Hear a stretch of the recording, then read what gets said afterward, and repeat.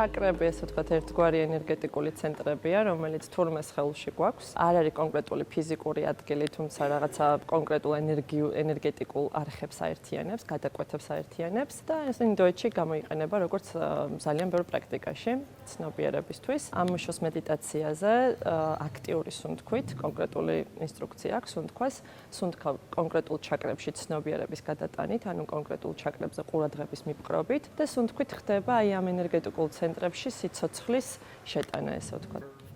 რაში გვეხმარება ისე ზოგადად გარდა იმისა, რომ მედიტაციური მდგომარეობა განიცადა? ანუ მანამდე არა გვაქვს სიცოცხლე ჩაკრებში?